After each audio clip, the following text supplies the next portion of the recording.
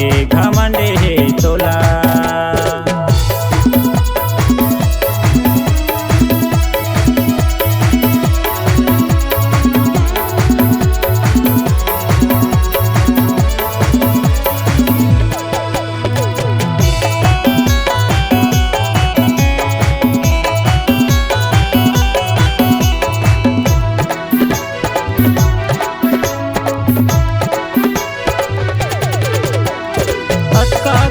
तोला हवे काबू तन के गोरी गोरी गाल तोरे पातर बदन के, गोरी गोरी गाल तोरे पातर बदन के।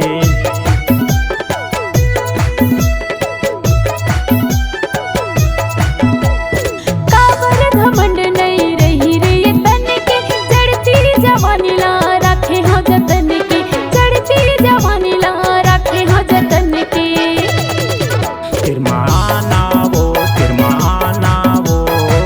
साजन मोरे चोला तिरमाया ना वो कर सारी जन मोर चोला।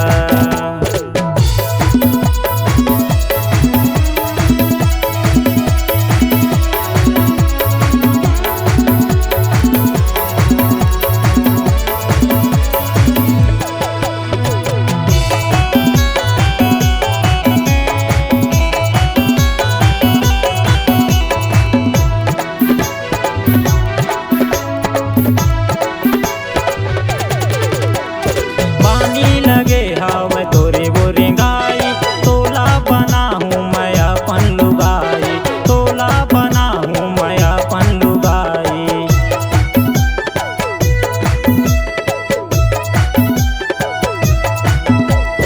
धन सोचते हाँ बेहा होगी मोर सगाई, रोवत रे बेते हाँ होही मोर विदाई, रोवत रे बेते हाँ होही मोर विदाई।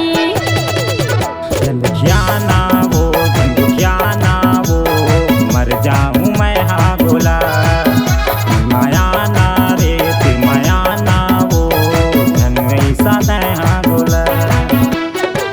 माया करता ईमान से तोला वो अपन जान से, माया करता ईमान से तोला वो अपन जान से। तरसा जन तय हमोला